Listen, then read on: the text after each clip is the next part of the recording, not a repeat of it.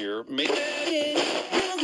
We're just 4 songs away from the week's hot and toxic takes, but right now we've got Conquer and Soar on Pittsburgh's #1 hit music station. B94. Terrible towels waving, crowds are chanting. Black and gold unite every game day.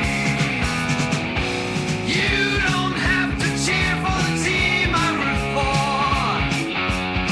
but we'll watch them rise, see what makes history.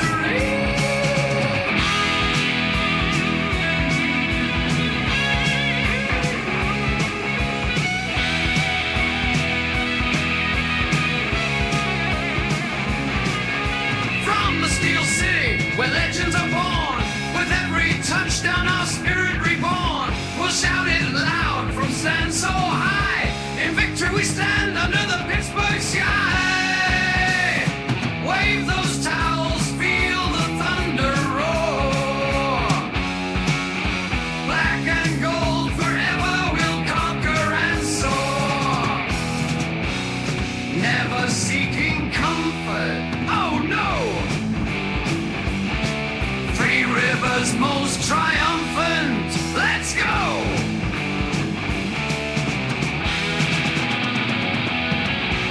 Wave those towels, feel the thunder roar. Yoy and double yoy, black and gold forever, we'll conquer and soar. B94, Pittsburgh's #1 hit music station. Time to grab your phones. 333-9494. Caller number 10 will be first in line to see the Lego display at the Three Rivers Arts Fest. Might want to park on the North Shore this year and take the Underground T over. The hits roll on WBZZ Pittsburgh. B94. Jesse, always caught it. Jesse, always caught it. Jesse, always caught it.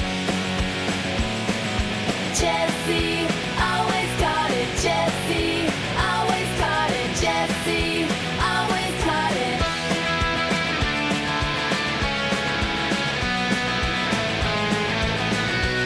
You can't make us forget. Jesse caught it. Steel City regret. Jesse caught it. Patriots stay. Jesse caught it. The rest gave it away. Jesse caught it. Jesse, always caught it. Jesse, always caught it. Jesse, always caught it. The black and gold will never drop it. Jesse, always caught it. Jesse, always caught it.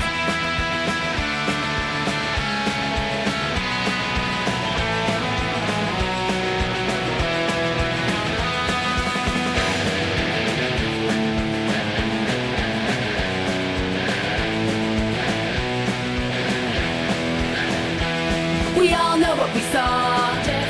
The end zone and the ball. The curse won't go away. That's why we're gonna say Jesse, always got it. Kyle Chrise here with the official 90 forecast from Dennis Bowman and the weather outside. We're going to finally catch a break from those rain clouds. High of 76 on Friday, 83 on Saturday. It's WBZZ Pittsburgh, where the music never stops more than twice an hour. B94.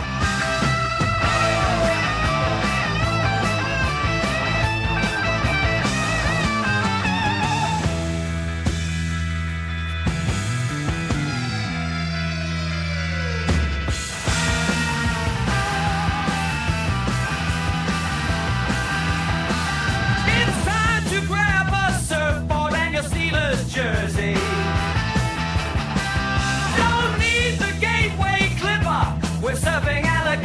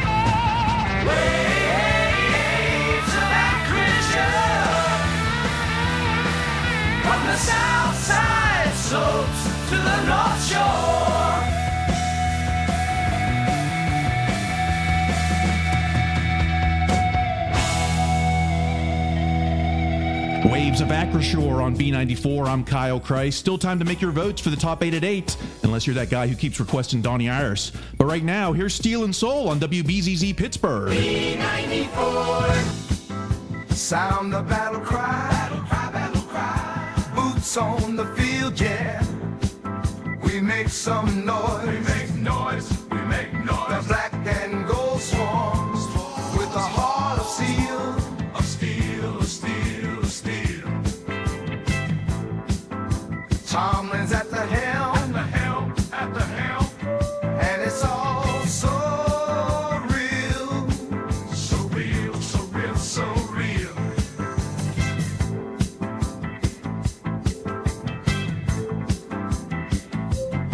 Cause I'm watching, watching, watching, watching. And I'm leading, leading, leading, leading. And I'm winning. I'm with the team I'm rooting for. I'm strategizing, strategize, strategize. Never quitting, quitting, quitting, quitting, quitting. Black and yellow, flowing through my core.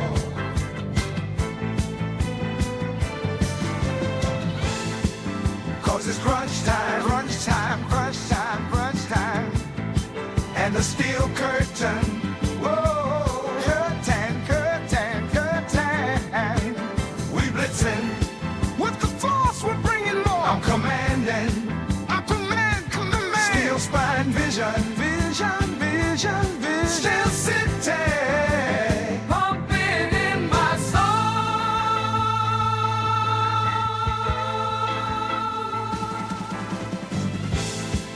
We got the power, power, power in every hour, hour, hour. Pittsburgh rushes in. Here we go, here we go, here we go. Defense like iron, like iron. Positions firing, firing, firing, firing. But we're here to win. We're here to dominate. Yoy! I'm not gonna worry about your level of concern. Yoy and double yoy! We talking about Twitter. Triple yoy! Think of how stupid the average person is, and then realize half of them are stupider than that. Quadruple yoy!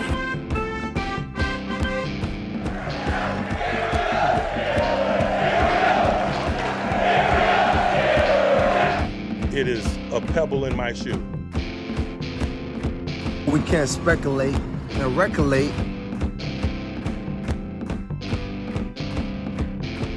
We mark ourselves.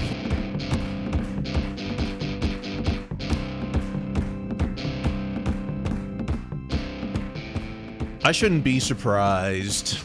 Shouldn't be, but yet here I am. You know, I thought, well, it's finally time we got our flowers. You know, it's like brought you a Levon Kirkland, I'll call it exclusive interview. No one else is talking to him about his book, let alone his career. Not this year, at least. You had to go back a year ago. You know, but that's all right. No one wants to give me my flowers. That's I don't need them. I never asked for them. I just wanted them still. Doesn't mean I didn't want them. Our hater of the year is getting 5,000 views a week. He's getting press credentials on the field. Well, admittedly, he's a little closer to the field than you or I, Kyle. Yeah, because he's what, like 5'3"? I don't know. I was going to say 2,500 miles closer, but yeah, his height is. I think he's short too. If you missed that Levon Kirkland interview, it's still you can still go back and listen to last week's episode. It's still fresh. Still fresh, you know. Meanwhile, I'll just keep chopping down trees in the woods. Does it make a sound? Maybe that's not the right question. You know, one day you're just going to walk into the woods and find there's going to be a compound. Where did this come from? Right. What is it? You work your entire life to be an overnight success, isn't that? I think that's just as obtuse an analogy, if not more so. One day you're just going to be walking in the woods and there's Rooney Ridge, and there will be me. There will be me standing there. Holding an axe. Oh, yeah, certainly not holding any flowers. This is what Yin's talking about. The conversation about the Steelers' social media conversation, exposing all your hot and toxic takes, and doing unique things. That's right? right. What is Tomlin's third rule of physics? It requires what is it? I think you have better to do be willing to do unique things in order to expect unique results. And that's just life. That's life. That's life. No one is doing these type of things over here. Steelers songs, Steelers interviews. I'm Kyle Chrise. Across from me is Greg Benevent. Hello. Someone asked me if that was a soundbite. I mean, it comes. I mean, I've got it from the guy from Garth Marenghi's Dark Place is one of the inspirations at the beginning of that. But yeah, no, that's actually just my voice, and a voice that I never use anywhere else for a lot of valid reasons. This is the show that Dan Schmidt says is genius. No other show like Yin's. Steeler fans are lucky to get what you're putting out. Thank you. Thank you. It's the show that Patch Adams says Yinzers need to know this is the most fun and original Steelers podcast out there. That almost redeems Patch Adams, the movie. Yeah, I think I know who that is, and I think Patch Adams now qualifies for in the running for our giveaway. We've got the Tomlin biography. I've got these Kirkland books. Those are really more for kids. So I think I know who Patch Adams is. We'll have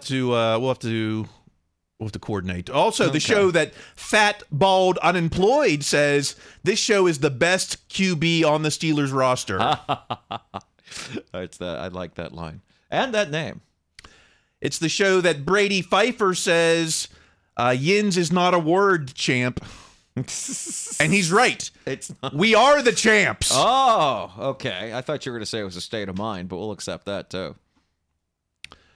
I'll consider all these, I want 2 reviews on 2 platforms to be considered in the running for our giveaway. So I'll consider all these one. And I think Patch has got second. So, Dan Schmidt or Fat Bald Unemployed, you want to leave a review on iTunes? Get you in the running for the giveaway. Yes, thank you. Sincerely. Enough caucus. Well, tease coming up in the second half. I found the 8-point Twitter essay tearing down Mike Tomlin. So I'll go point by point against what these clowns think they've got on my coach. It's just sad that you can do a point by point essay on Twitter. I know, so many characters now. I had, it doesn't even fit. If I can't fit it on one full phone screen, and I've got I think I got an iPhone 11 or something. So the fact that if you address all 8 points, you will be the first person to read a tweet that long. Ooh, so history in the making in the second half. But for now, let's get to these hot and toxic takes. Let's start with some batting practice. Okay. At Aaron_M_Becker, Aaron Becker. Tight end Connor Hayward believes Arthur Smith's offense is going to open up a lot of opportunities for Steelers playmakers. We're very versatile in our room alone, says Connor. I think this year we're going to untap a lot of potential. That's right, because These are the new leads. These are the Glengarry. The Glengarry plays are back, and apparently, we've got like 8 tight ends in the room now. There's the dozen tight ends will be able to untap all of that mostly blocking potential. How many? We're gonna have a formation. Everyone's like, "Oh, we're gonna have this formation." Yeah, we're gonna have the 4 tight end formation. Yeah, our formation's gonna be a rugby scrum running at the other team. Oh, I don't know. I mean, I mean, this seems like the kind of quote that you would say, being like, just trying to find a way to say, yeah, we're going to be good this year, and hoping to run out the clock on the answer. When I think of our tight ends, I don't know how. I mean, well, obviously, Washington, we wouldn't mind seeing next level jump there. Certainly. I mean, Connor Hayward. I think we've kind of seen. Is there a next level? I think the next level for Connor Hayward might be playing more fullback, and he's also an excellent special teamer. So, I mean, he's always going to have a career with that. But I just, I never really considered it before until a lot of other people said it. But, man, a lot of these tight ends might be here in part to teach people like Connor the Arthur Smith offense. And then I don't know if those guys are going to have jobs post-Latrobe. Because they're not going to carry 6 tight ends on the 53-man roster. This I know. There's going to be the huge layoff of 2024. Right, exactly. Yeah, there's going to be a bear market in tight ends on South Water Street eventually. Let's get to the real lead. Okay. When it comes to Arthur Smith at Barstool Yinzers. Death Star formation. Per source, the Steelers plan on creating a pistol-like formation with all of the following players in the backfield: Justin Fields, Najee Harris, Jalen Warren, and Cordell Patterson. I'm all for some kind of option package or something. My problem with this is the Death Star formation. The Death Star was it's like the touchdown formation. It's like the one, it's not like we're going to nibble away at first downs on some different running, formation. If anything, this should be called the Jedi mind trick formation, because you don't know who's going to get the ball. I agree with everything you said, and it's also very easy to see, like, as unique as this could be and as great as this might work out with where's the ball, where's it going, all it takes is like Trey Hendrickson blowing up a rookie for it to be like the actual Death Star. Yeah, is that what this is a play that can get blown up. Right. One guy could definitely cut through one of the rookies of the offensive line, and then when 3 dudes are lateraling the ball or whatever with the pass run option, this can, again, as soon as I saw this, the first thing I thought of was Jalen Samuels throwing an interception against the Ravens. Obviously, okay, so if you have Najee, Jalen, and Cordell Patterson, you probably have Pickens as your lone receiver and then your best blocking tight end out there. Right. That's sort of, and even, right, I have my best blocking tight end, or, I hate to say it, do you take Pickens off the field to have even more tight ends out there for this thing to run? I don't know. I don't know how Cordero's blocking is. I know Jalen and Najee's is excellent. But yeah, I mean, this will be very exciting, and the first time it goes bad, we're never going to hear the end of it. Yeah, they're going to line up like this only to jet sweep Connor Hayward across the formation. And but wow. Hey, anything to get if this is how Justin Fields gets on the field, I'm down. I'm down. Absolutely, yeah, no, and you know where this might be really excellent 2-point conversion. Yeah, ding. You ding. Ding. No, that's a fine ding. You saying ding means more than the button at this point. Let's one more thing on the Glengarry plays. At C Gillis 2021, Chris G. I'm loving what I'm hearing about the directions of the Steelers offense so far. Coaches holding athletes accountable for everything, every rep. That didn't seem to be the case last season, and it showed. So who was not being held accountable last season? I have no idea. Moreover, I have no idea how you would notice that other than the team not being successful. Like, perhaps it's me, and I'm obviously, like so many of us, still learning the game, even after years of watching it. But I've rarely seen somebody drop a pass, miss a block, et cetera, in November and think, that's somebody that wasn't held accountable in OTAs. That is a reasonable expectation. Yeah, I mean, besides Pickens with his, moments that seem to be lacking effort, or maybe DJ, but, I don't know. But again, those are also 2 wide receivers, so it's not like this was endemic, this lack of accountability. And again, how is accountability proven in this process? Arthur Smith or a different coach saying, hey, you screwed up, do better. Well, I kind of think they know. And Tomlin doesn't seem to be a guy that just lets things go.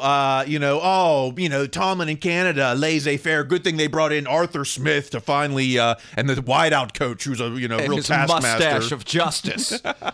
Yeah, I don't know. I feel like this is one of those things that's emotionally satisfying as a fan to think that the coach you didn't like, who was unsuccessful, didn't hold players accountable. But I also find it hard to believe that. No, I can believe that Canada didn't get in somebody's face and grab their face mask and cower spittle, that kind of thing. Sure. But I find it very hard to believe that there was such a lack of accountability last year, and that's why they lost to the Colts. That's a joke to me. Yeah. Okay, enough Arthur, believe me, we'll get plenty of Arthur Smith coming up. This is still the honeymoon phase right. with Arthur Smith. Right. Oh, it's the honeymoon phase up until what? The third play of that first preseason drive? Yeah, the first time there's a 3 and out, and then right. Especially if it happens in the preseason, because they'll be able to compare. Look what happened last year's preseason, and then they were so bad. Now, anyway, yes, we don't have to preemptive terrible takes. All right, let's get to my quarterback. At Steeler Nation, Russell Wilson already being compared to Ben Roethlisberger at OTAs. This person is so good at the clickbait tweet. They really are. Oh, no, this Steeler Nation site is among the worst, yeah. It is. But see, this guy doesn't need 8 lines or whatever to get to it. He gives you the nonsense right early, right up top. Oh, believe me, if Steeler Nation had a LeVar Kirkland interview, they would be they'd be tweeting the life out of that. Okay, the quote here from Mark Cabali on The Fan, quote about Russ: a lot of balls down the field, and he was pretty accurate with some deep balls there. Tight spirals, very accurate. He was to the point where Ben was later in his career, where he threw to a spot, threw to get guys open. I mean, just a veteran. So let's pardon me, let's compare. So Ben at 35, right? That's Russ's 35, right? So Ben at 35 threw 4,251 yards, 28 touchdowns, and 14 interceptions. I would take that season right now. I would hit the big red button. And Ben at 36 threw 5,100 yards, 34 touchdowns, and 16 interceptions. However, that was a 9-6 season, no playoffs. So I don't know. If we get 4,000 yards, 20-some touchdowns, almost 30 touchdowns, I'll take. I'll definitely take that. I would take that and take my chances with the defense and the running game being enough to get them into the playoffs in a tough AFC. I mean, is that a reasonable expectation? I kind of didn't realize Ben was putting up those kind of numbers. Yeah, I didn't either, because I hadn't seen those numbers specifically, but also just because I think there was still some, at that point as a fan watching it, there was still some residual effect of, well, that's Ben. I mean, that's what we expect. That number of touchdowns, still some, the old gunslinger drawing it up in the dirt, all those interceptions as well.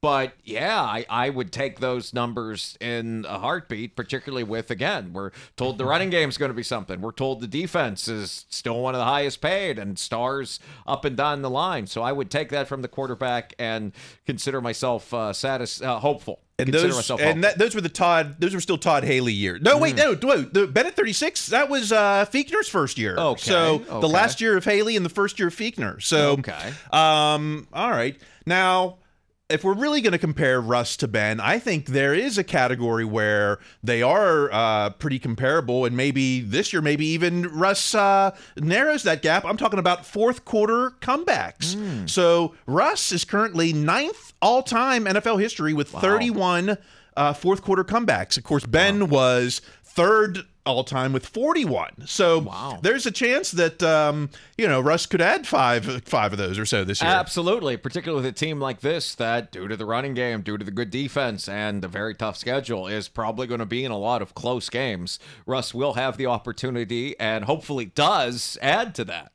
So I don't know, I'm kind of leaning that might be my expectation this year, is some of these Ben-ish numbers and fourth quarter comebacks. The only thing I would wonder about that with those Ben-ish numbers was he still had a B then, right? Haley's last year, right? He would have, right? Yeah, so that's, I mean, I think Pickens is going to make a jump. I think if Freiermuth stays healthy, he can make a jump too. But man, oh man, it's as much as AB saddens me now. He was a singular talent at his apex. No denying No denying that. Okay, let's talk more Russ. Oh, we're back to at Steel Nation, Steeler Nation. How did that happen? Okay, Steelers locker room walking on eggshells as new quarterback competition starts, according to reporter. I'm so good at the clickbait. Who's the reporter this time? Oh, now we've got Brian Batko from the PPG. This on the Fan. Once again, surprise. The quote is, one of the things I'm trying to get a feel for at OTAs is just how are their teammates approaching this? Yada, yada, yada. It's like 2022 all over again, but kind of turned up even more because both of these guys have been starters in the NFL and both have an impressive skill set in their own right. So I think the players are kind of walking on eggshells a little bit, not really sure what to say or how to say it. Or maybe there's nothing to say at this point. We haven't even, we're not even tackling yet, right? I mean, we're not doing O-line in drills we're with contact. We're not tackling. Right. What is there to say about these quarterbacks other than, man, they can play catch really well? Right. They both play catch really well. And moreover, I'll piggyback. You're right. And I'll piggyback on what you're saying. You know what's walking on eggshells when the third string guy comes in and wins 4 games in a row over the 2 starters. And all these guys really know how to walk on eggshells. I feel like if that Steelers locker room was walking on eggshells about the quarterbacks, you'll know because they all just went through it. It's after we walked on glass. Right. That was walking on ice as it breaks, trying to find the way. Because Kovacevic, I think a lot more so than everyone else, but a lot of the other people said the same thing. Is that they'd ask them on the record, what about Mace? They say, oh, he's doing a good job, but everyone does a good job. And as soon as they get off the record, every player would say, like, what do you think is going on? Yeah. We're so much better now. So that's eggshells. When you have to say something, when you have to lie on camera, that's eggshells. A lot different than, well, both guys are good and we're going to have a great competition and I'm excited to see where this goes. We'll be a good team regardless. Like, that's not eggshells. That's politeness. And it's also just it's like what are they going to say right now? Well, how about why don't you ask something else than like about the quarterback competition in May? How about just like, hey, what kind of car does Justin Fields drive? I don't know. Right. I'd rather know more. Just what's Justin Fields like? Just what's he like in the huddle? What's it like to be with him? I mean, these are guys because that would be an interesting way to probe leadership without setting them against each other. Yeah, or trying to the same thing with like the O-line, trying to figure out who's going to start when we're not even engaging in contact yet. Dude, everyone's still learning to play ball. Or who's going to be the wide receiver? It's just like, let's just get to know each other. How about that? Can we get to know each other? I mean, this is as much it's OTAs. It's organized, but it could stand for orientation too. Oh, I like that. That just hit me now. Okay. One more thing on my quarterback.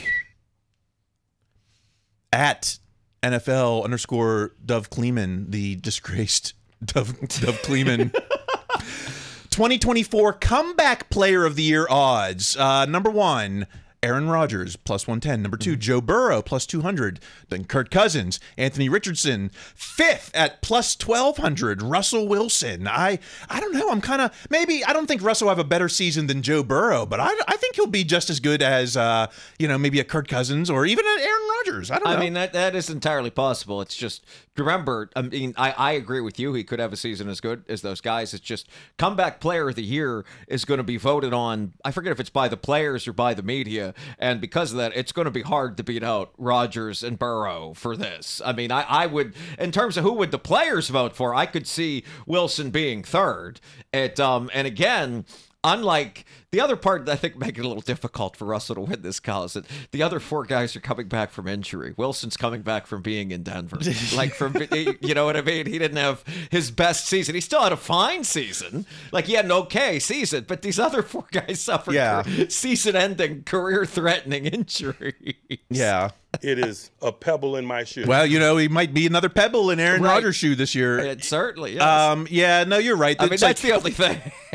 Yeah, as long as they finish the season out, it's like they've come back from major. And the teams are competitive. Like, I mean, of those 4 teams, I could see 2 of them definitely being competitive for the playoffs, maybe even 3 of them.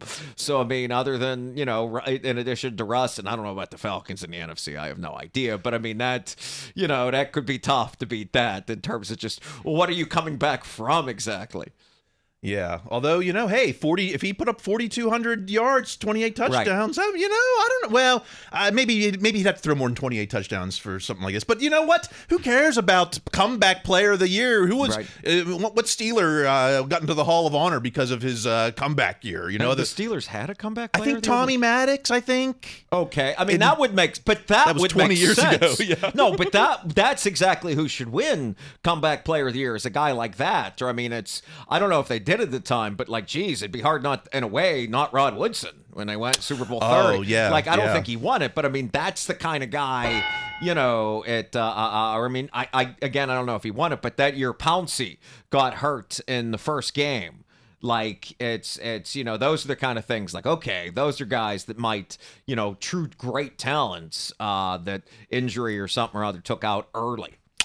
All right. Well, why don't we take our break? Coming up in the second half, we're we've got this Tomlin diatribe that we're gonna have to take down. Novelization. Yeah. We got to talk wideouts. That's my big question mark. Maybe a little Khan season, and and we got to talk about that outfit that Lev Bell had on for his. I'm jealous. I think want you that. can get it at the Strip for $5. I'll take that. I'll drive right now to go get it. Drive? Okay. We'll be back in the second half.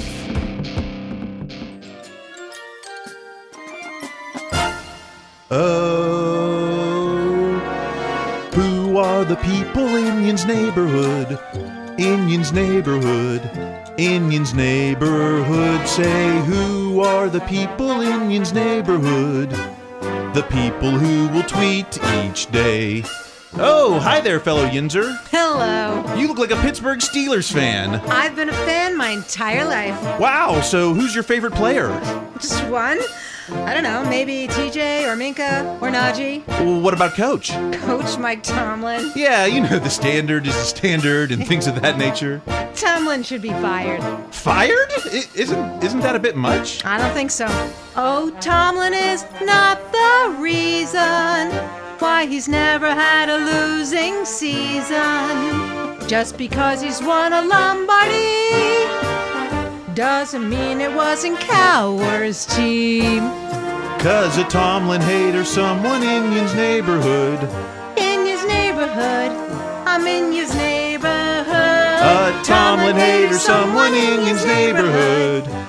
A person who will tweet each day. I'll see you around. All right.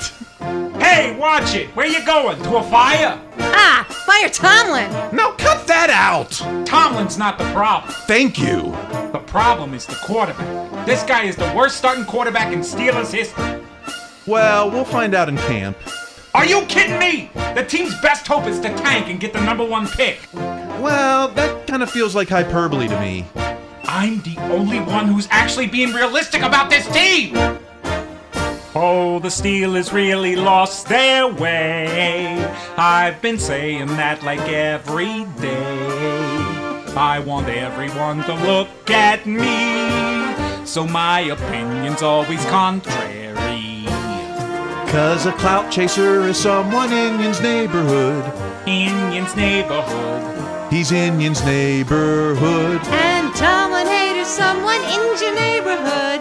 Well, they're the people that you meet when you're scrolling through your tweets. They're the people to delete each day.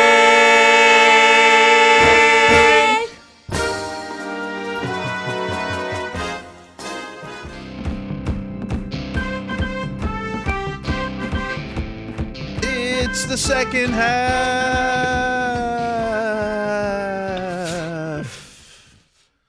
What Yin's talking about? It's time for some Tomlin takes. We took last week off on the Tomlin takes. Thank goodness. But not this week at NFL Francella, John Fresella. I have no idea how you say that. I don't know either. Known Steeler hater, at least this offseason. People keep asking me why I think Mike Tomlin is currently overrated. And then we've got, you can't even see it it takes me 2 tweets to get it on the full screen. Kyle, this is the first thing you ever put up there. I can't read without my glasses. Right, okay. We've got an 8-point diatribe on why Mike Tomlin is currently overrated. Let's take these one by one. Number 1. Proponents use career record to analyze him now, which is a big mistake. The career record is what it is. It's like it's on the tape is on the tape. But I'm not analyzing him by pardon me. I'm not analyzing him by the past now. I analyze it now. I take what now I think he's become a stronger coach in these trying years. Than in the glory of the Killer Bees era or the Super Bowl era before that. Mm-hmm. I mean, I'm analyzing him now anyway. Okay. In recent years, he has coached and structured the Steelers as a very low upside team.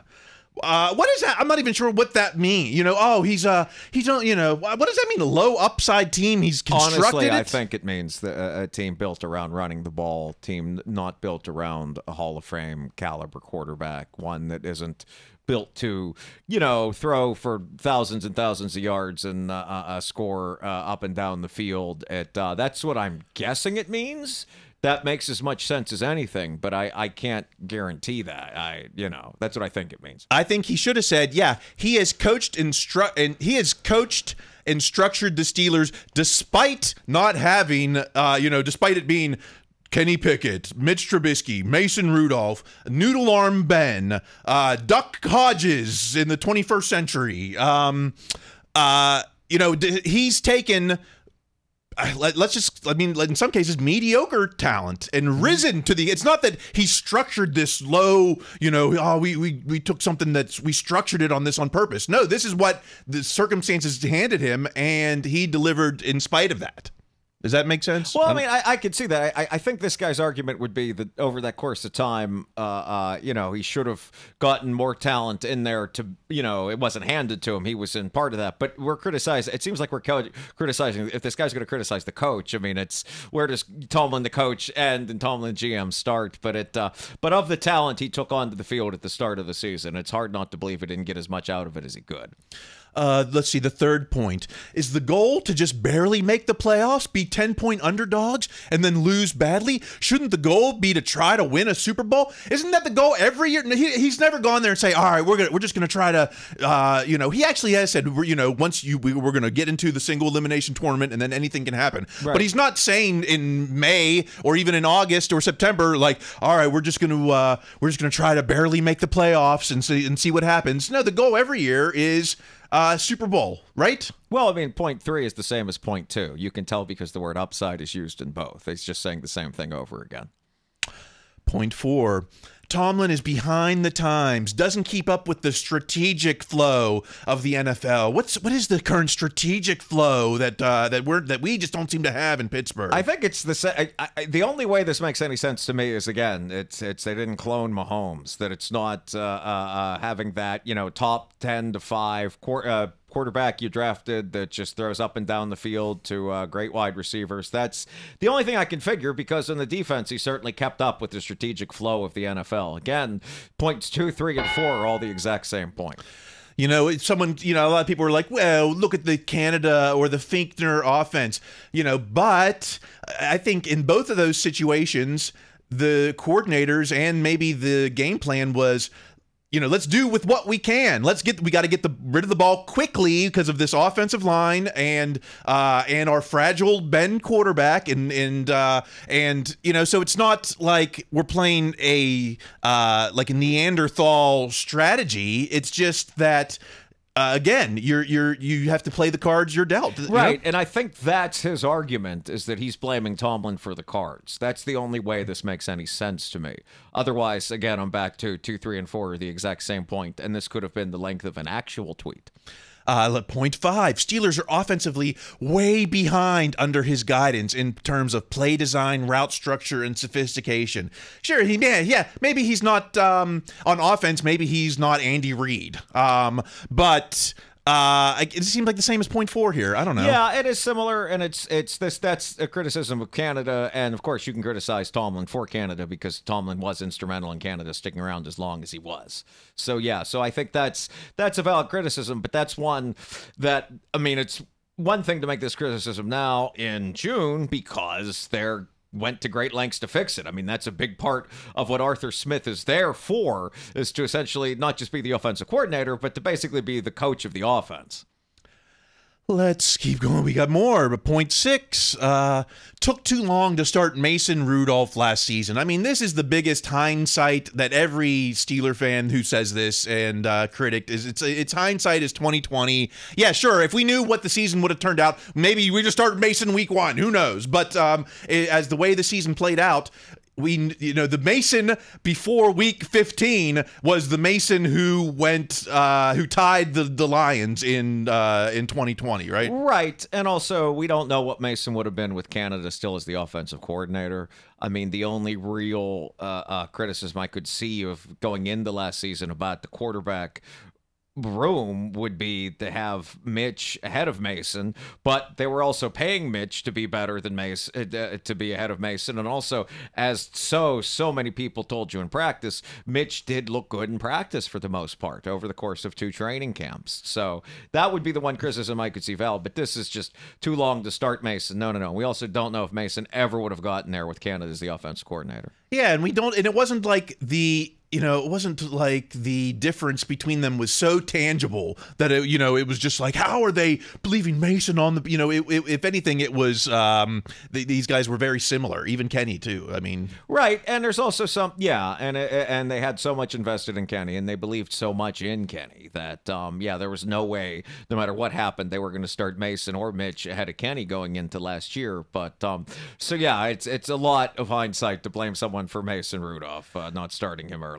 Point 7, should have kept Rudolph over Russell Wilson or Justin Fields this season. Now we're just starting to get the hater takes because we've got the most, as far as price per talent, you've never seen a quarterback room with this potential. Rudolph would have cost more. Yeah. He absolutely would have cost more.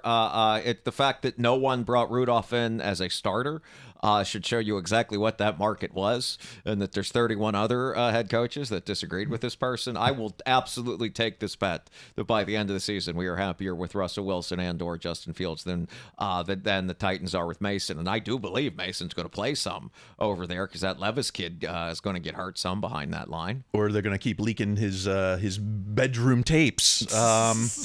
Point 8. Most of Tomlin's true success came on the strength of Ben Roethlisberger, statistically one of the best quarterbacks in the history of the NFL. I can half agree with this. It's to the point where, you need a elite quarterback. It's it seems like that's always lined up. It's Mahomes and Reed. Right. It's Brady and Belichick. And Belichick. It's elite quarterbacks mixed with great coaches. Although I will argue that again, Tomlin's success with late era Ben, with Duck Hodges, with the Mace and Kenny Mitch situation, that's probably a bigger challenge for Tomlin than to just say, hey, we got Ben, we're gonna win, Absolutely. And it took a coach that was able to manage Ben too. It took someone to be able to coach Ben throughout the course of the last 2/3 of his career. And again, to speak to your point, I mean, how many Super Bowls did Reed win with McNabb in Philadelphia? Those were good teams. They played in Super Bowls, and yet they weren't able to get over to the apex there. This is the old criticism of he won with Cowher's players. He won a lot of games with Ben. You don't know what you're talking about. Like, it's just annoying. Ben. Well, okay, Ben.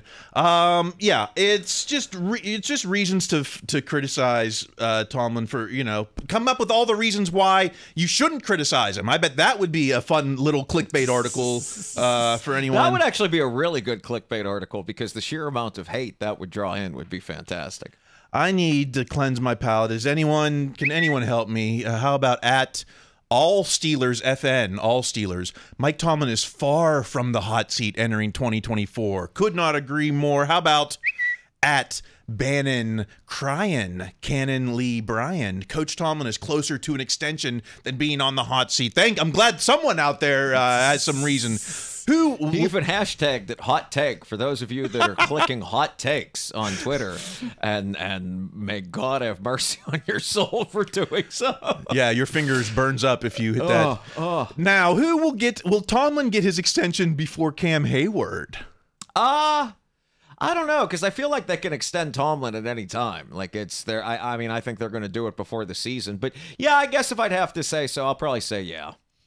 Yeah, I mean, when we get this little calm in the storm after mandatory minicamp before Latrobe, that's a good time to extend. Or maybe as soon as maybe first night of Latrobe, we got the team all together, and then we're going to come out and announce the big extension, give Art something to go talk to the press about. Those are all very viable options. But this isn't a Cam week. We don't have to talk about Cam this week. We'll plenty of more. Let's talk wide receivers. At Mic'd Up Sports, Mike Nicastro. I'd absolutely welcome a Juju Smith-Schuster reunion. I bet the Steelers would too. Had a bad year last year with Mac Jones and Bailey Zappi. So what? He's still 27 years old. Had 78 catches, 933 yards in 2022 with KC, and he still fits this culture. Yes, if there would be a reunion with Juju, it's because he can block. Yes, he dives into the scrum for loose balls. He is a black and gold player. Yes. But is he an upgrade from any of these who's who we got going on over there? I have no idea. And already some of them aren't going to make the team anyway. So you're just throwing one more guy in there. Granted, one that probably has a better chance of being the slot receiver than them. But that's kind of the issue. I mean, that's always been the real issue with Juju. Was never anything he did off the field. It was never his personality. It was never any of that. It was always his knee. Yeah. I mean, that was the problem. You're exactly right. And and that's what kept him from being an outside receiver for other teams. And I think that's what might keep him from being on this team. But if the Pats do cut him, I could see the Steelers signing him, sure, and then, Quez Jefferson or Van Watkins or whatever, one of them stays for special teams and one of them stays for the 5 wide, and it doesn't answer who's the number 2 wide receiver getting in Juju, but I think it could upgrade the room. Call me crazy. If we brought back Juju, I would ask him to play special teams. We lost Miles Boykin. I wouldn't mind seeing what he can do. Can he run down? I don't know if he has the speed, but he's, he had the speed early in his career. Wow, is that knee now? But he certainly has the size that could, could he do some things on special teams? And also remember, I mean, that's a thing, though, is you just said it. You said run down the field on special teams. Well, special teams, a lot less running down the field now.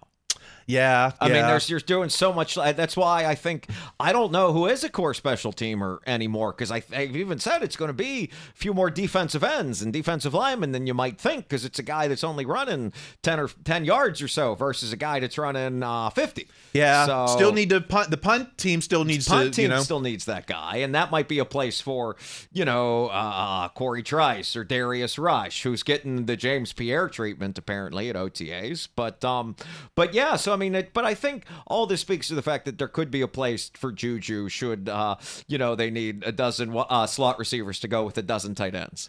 Yeah. Yep. Okay. I've got an email. How about this, though, from at Lindsay OK. We keep worrying about wideout too, but one of Russell Wilson's favorite target is tight end Pat Freiermuth. If you're into fantasy football, keep this in mind. Well, how about if I'm just into winning games?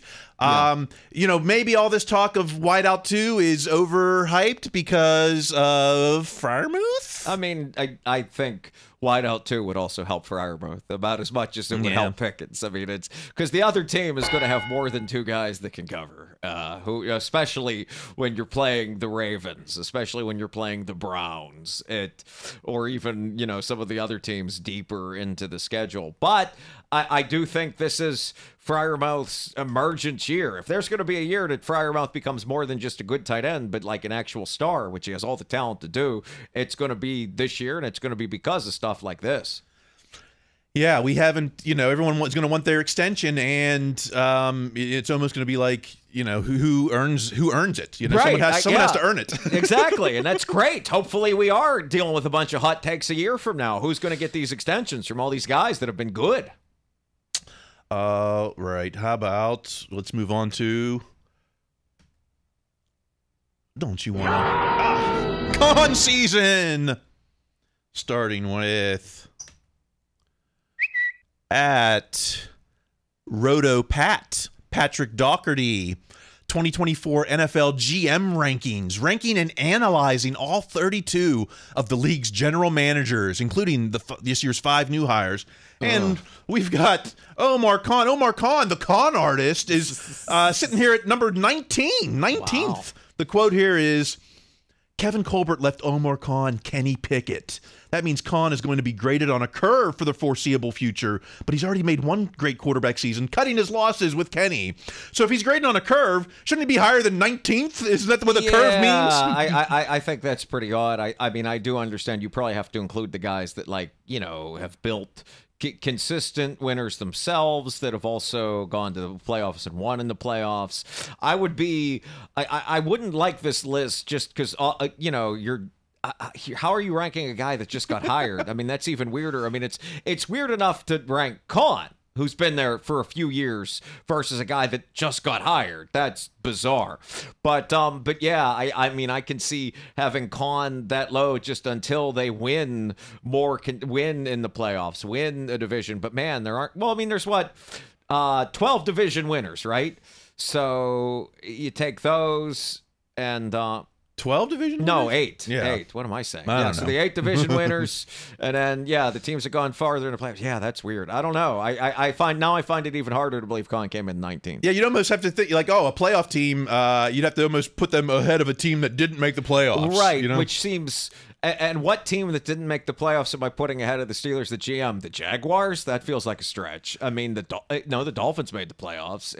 I guess the Bengals, because the guy drafted Burrow. I mean, I could have drafted Burrow. I'm kind of wondering how much we can trust Roto Pat. Well, if Russ Wilson puts up Ben's 4,200 yards at 35, then all of a sudden you've got to put Omar top 5 because we've got the cheapest quarterback room with the most talent. Exactly, and by doing so, you just showed how goofy these rankings are. Like that exact thing. Right, of course, he'd have to be because he's getting the most out of a position that he's paid nothing for. Let us move on to at A Saunders _PGH, Alan Saunders. Steelers guard James Daniels told me today he's been informed there will not be talks of a contract extension between him and the team this offseason. So what, does that mean this is, I guess we can't say this is it because he could ball out this season. Right. But if he balls out, he's even more likely to go. And what does that? I mean, what does that? What does that say about Khan and this O line? Is that? I think it means they like McCormick already. That's got to be part of it for him to step in to be the starter there next year, which is interesting because isn't Seumalo older than Daniels and significantly so? So it would seem like of the one you'd let go would be Seumalo and keep Daniels, but apparently that's not the case.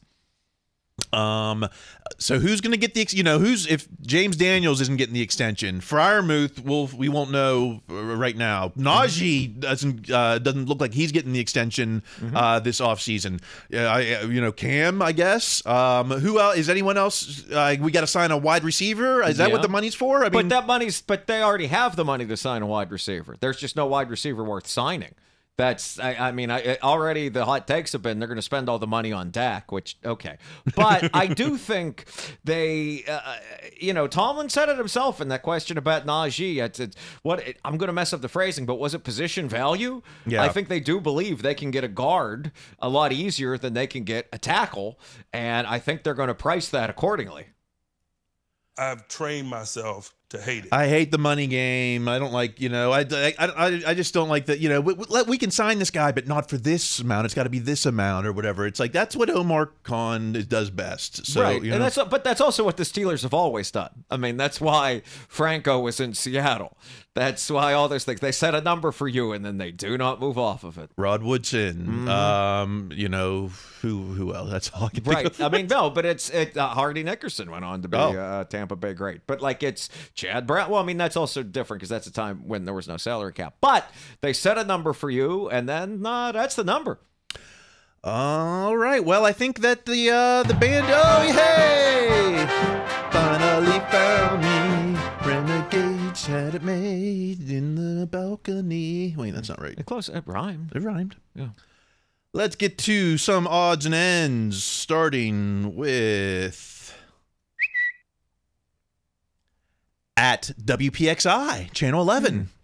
According to data from online ticket reselling marketplace TickPick, the Steelers have seen the 7th largest change in average purchase price compared to 2023.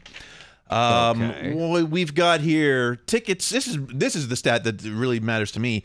Ticket prices are up 32%. Oh, wow. From a year ago to $363 per ticket. Wow. I keep saying that live events are priced out. Joe Lunchpail, we're priced out over here. And good thing for you. You've got your season tickets. Yeah, but it's also. But I think that what that shows isn't that they've had the biggest change in average price. These are people reselling the tickets, which means there's more interest in seeing this team than there was a year ago. Correct? I mean, possibly, all the other teams are going to be affected by whatever inflationary effects there are as well. I mean, if they're seeing the 7th largest change, surely much of that has to be driven due to enthusiasm. Yeah, because I think the Lions are number 1. So, they... right, and I'm sure those tickets were low for a long time. Yeah. But it's just, these don't really go down. Right. If you can't, if I can't afford to go to a game this year, I'm not going to be on next year. Right. That's unless they're bad. Yeah. But even then, you're right. The Steelers are never going to be bad enough to not have a global fan base. I mean, that's. I mean, definitely can't see him in Vegas this year. That's priced out. Couldn't see him against the Rams last year. The Rams didn't have that wasn't a spectacular game or whatever. Right. But, right. So I don't know. It's just hey, good thing I got my streaming sites or YouTube, whatever you're paying for to watch them. Don't complain about the Peacock price or the Netflix price because the game day price is just, and the fee is 25% on that, and then the parking and the drinking. Oh my gosh. Okay, all right. Moving on. How about? Oh, I'm glad you. I was afraid to click on this. I'm so mad at myself for clicking at A to Z Sports NFL. A to Z Sports. The 3 games that are going to make or break the Steelers in 2024. This was the Browns, Ravens, and Bengals. Yeah, they say the 3 biggest games. Did they seriously? Oh, okay. I was making a joke. They listed 8 games. They listed 8. The 3 biggest games on the 20. They listed 8 games. AI bot nonsense. Maybe, but I was like, what are the 3? And it was all 6 division games, the Chiefs and the Cowboys. And I'm like, the Cowboys is not one of the biggest games that's going to make or break the season. So I clicked on that. Shame on me. Well, I mean, but they show up if you're on Twitter, and you shouldn't be. These show up for all the teams, regardless if you're looking at Steelers content or whatever else. Every single team, the 3 biggest games, and of course they're actually the division games, regardless of what this Russian bot farm tells you. I gotta get off Twitter. I gotta be like Ben. We just gotta retire of our show. Retire. Oh, come on. Thank you. At _ML football news. Deshaun Watson says Brown Steelers is one of the biggest rivalries in all of sports. Quote, it's even bigger than Cincinnati. It's not Baltimore. Baltimore's up there, but it ain't as real as Pittsburgh. Now, maybe for the Browns, maybe the biggest rivalry is Pittsburgh. I think it's still got to be Ravens, even though we've been dominating recently. Well, I think I agree with you. I just kind of think that Deshaun Watson, again, is someone that's new to this. I mean, no, he still is. I mean, it's a guy that spent his whole career with the Texans. What do you think? Imagine them asking him this question for the Texans. What's the biggest rivalry? And are you part of the biggest rivalry in sports with the Texans? Like what? I mean, it's asinine. So I could see this to him being like, whoa, this is a different level of intensity. I mean, he probably rarely had this at Clemson. Like, so yeah, so I could see him absolutely thinking this. Sure, it is weird that, by the way, every day I wake up and there's a different quote from Deshaun Watson on someone's podcast. That's a bit much. Yeah, I mean, odds are he's not going to finish the season, right? We're going to be back to. So he's always talking somewhere, like. I think I don't know. For me, man, Browns might be the second biggest. I want to beat them because they beat us a couple times recently. Yeah, and I think as the Browns improve as a team, the rivalry becomes bigger. I mean, I remember it being very big in the 90s, and I think as they win, it becomes bigger. Sure, but I'm with you. I definitely have it as number 2 at. Yeah, we've played him twice in the playoffs, meaning 3 times a season in the past 20 years, and most recently 2020, of course. So, yeah. Ravens, have we played? With Ravens, it's just Ravens though. Bengals is I haven't felt the same about the Bengals since the Perfect era. Yeah, and it's different because now they're so much better than they were then. They are a genuine Super Bowl threat, a team that is a favorite to win in large part because of 2, maybe 3 players. But it's the same thing, like you kind of said with the injuries. When Burrow's not there, it's like, ugh. All right, one last thing. How about at KD Pomp, Bob Pompiani? 2 of the Killer Bees together again, at least for one night. That's right. Lev Bell brings out Antonio Brown for his boxing match. But I'm really into this outfit. I really like the jersey. Is it 1 or 2 pieces? I can't tell. It's 2 pieces because he takes the jersey off to fight, but he keeps those shorts on. But it's like I like the sash or whatever is going on with the shorts, and I like what he did with the jersey there. I wouldn't mind. I tweeted him. I was like, put this up for sale. I would like this because it does have like the numbers of like 80s Rod Woodson. Like it's that kind of number, and it's the hypocycloids. Yeah, they're just kind of spaced around. I mean, I've seen far worse third-party, not sanctioned Steelers merchandise than this. Far, far worse than this. Why didn't he invite? He should have invited Ben out too. Would Ben have showed? I guess he probably wouldn't have showed up. To whatever, like what is this, like single A MMA fight this is? I have no idea. I can't believe I'm saying this. I'm surprised AB showed up, and I know AB had nothing better to do. Well, I think he needs the. I wonder if he got a little check for this. I kind of thinking that too. Maybe it's like, hey, so now that I came out, like a real awkward conversation between these 2 at the end of this night for Lev to give him that check or hit him on Venmo. Yeah, Venmo me or Cash App. I don't know. All right. Well, I think that does it for. That's what we've been talking about. Yeah, that does it for this week. By the way, Kenny and Mitch's homes are both still on the market, so.